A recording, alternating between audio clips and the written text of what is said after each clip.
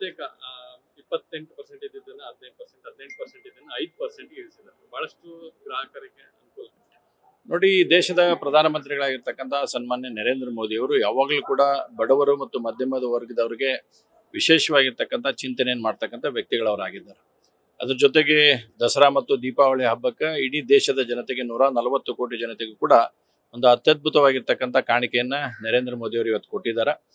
GSTಯಲ್ಲಿ ಭಾರಿ ಬದಲಾವಣೆಯನ್ನು ತರುವ ಮುಖಾಂತರ ಅದರಲ್ಲಿ ವಿಶೇಷವಾಗಿ ಆರೋಗ್ಯಕ್ಕೆ ಸಂಬಂಧಪಟ್ಟಿರ್ತಕ್ಕಂಥ ಕ್ಯಾನ್ಸರ್ ಮತ್ತು 33 ಕ್ಯಾನ್ಸರ್ ಪೀಡಿತ ರೋಗಗಳಿಗಾಗಲಿ ಅಥವಾ ಔಷಧಿಗಳಿಗಾಗಲಿ ಇವತ್ತು 0% ಟ್ಯಾಕ್ಸ್ ಅನ್ನ GSTಯನ್ನು ಇಂಪ್ಲಿಮೆಂಟ್ ಮಾಡೋ ಮುಖಾಂತರ ಆರೋಗ್ಯ ಕ್ಷೇತ್ರಕ್ಕೆ ಒತ್ತು, ಎರಡನೇದು ಕೃಷಿ ಕ್ಷೇತ್ರಕ್ಕೆ ಒತ್ತು ಕೊಡ್ತಕ್ಕಂಥದ್ದು, ಮೂರನೇದು ಶಿಕ್ಷಣ ಕ್ಷೇತ್ರಕ್ಕೆ. ಅಂದ್ರೆ ಎಲ್ಲಾ ಕ್ಷೇತ್ರದಲ್ಲಿ ಇರ್ತಕ್ಕಂಥ ವ್ಯಕ್ತಿಗಳಿಗೆ ಇವತ್ತು GSTಯನ್ನು ಇಳಿಸುವ ಮುಖಾಂತರ ಬಹುದೊಡ್ಡದಾಗಿರ್ತಕ್ಕಂಥ ಕೊಡುಗೆಯನ್ನ ದೇಶ ಜನರಿಗೆ ಕೊಟ್ಟಿದ್ದಾರೆ.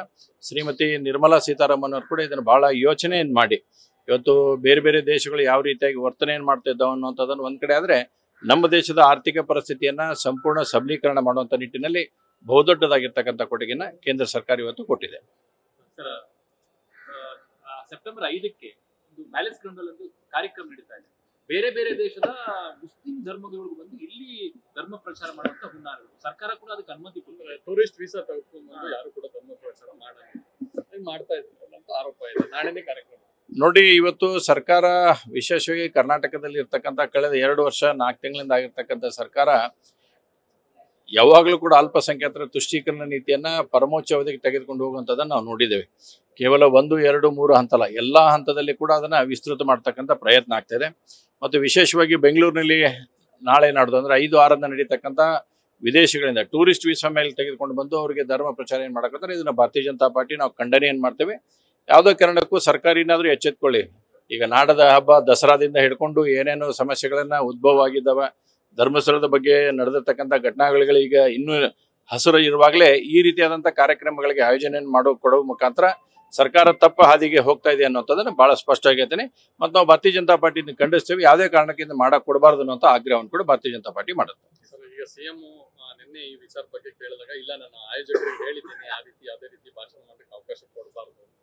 ಹಾಗಾದ್ರೆ ಮುಖ್ಯಮಂತ್ರಿಗಳು ಅವ್ರು ಹೇಳಿದಾರ ಅಂತಂದ್ರೆ ಒಂದ್ ಕೆಲಸ ಮಾಡ್ಲಿ, ನಾಳೆ ಅಲ್ಲೆಲ್ಲ ನಿಮ್ಮ IT ನಮ್ಮ ಇಂಟೆಲಿಜೆನ್ಸ್ ಇರುತ್ತೆ, ಎಲ್ಲಾರು ಇರುತ್ತೆ. ಹಾಗಾದ್ರೆ ಅಲ್ಲಿ ಏನಾದ್ರು ಬೇರೆ ದೇಶಗಳಿಂದ ಬಂದಂತ ವ್ಯಕ್ತಿಗಳು ತಕ್ಷಣ ಆ ರೀತಿಯಾಗಿ ಮಾತಾಡಿದ್ರ ಅವ್ರ ಮ್ಯಾಗ FIR ದರ್ಜ್ ಮಾಡ್ತೀರಾ ಅನ್ನೋಂಥದ್ದನ್ನ ಸ್ಪಷ್ಟೀಕರಣವನ್ನು ಅವ್ರು ಕೊಡ್ಲಿ. ನೋಡಿ, ಇವತ್ತು ಸರ್ಕಾರ ಭ್ರಷ್ಟಾಚಾರ ಆಗಿದೆ ಅನ್ನೋಂಥದ್ದನ್ನ ವಾಲ್ಮೀಕಿ ನಿಗಮದಿಂದ ಹಿಡ್ಕೊಂಡು ಅನೇಕ ಸಂಚಗಳಲ್ಲಿ ಇವತ್ತು ಸಿಲ್ಕಾಕೊಳ್ಳುವಂಥದ್ದಾಗಿದೆ. ಇವತ್ತು ಬೋವಿ ನಿಗಮದ ಅಧ್ಯಕ್ಷರು ಇವತ್ತು ಹೇಳಿದಾರೆ, AI ಟೂಲ್ ಅನ್ನು ಬಳಸಿದ್ದು ನನ್ನ ಫೋಟೋ ಹೌದು, ಅದು ನನ್ನ ಆಡಿಯೋ ಅಲ್ಲ ಅನ್ನೋತಕ್ಕಂಥ ಮಾತನ್ನ AI ಈಗ ಹೆಂಗಾಯ್ತು ಅಂದ್ರೆ ಎಲ್ಲಿ ಬೇಕಲ್ಲಿ ಯಾವ ಬೇಕಾವಾಗ ಯೂಸ್ ಮಾಡ್ಕೊಂಡಂತ ಒಂದು ಪ್ರಕ್ರಿಯೆಗೆ ಪರಿಗಣಿಸಿದೆ.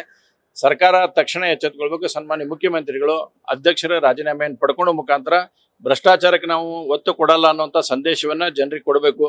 ತಗೊಳ್ಳಿಲ್ಲ ಅಂತಂದ್ರೆ ನಾವು ಭ್ರಷ್ಟಾಚಾರದ ಪರವಾಗಿದ್ದೇವೆ ಅಂತಕ್ಕಂಥ ಸಂದೇಶವನ್ನ ಜನರಿಗೆ ಮುಟ್ಟುತ್ತೆ.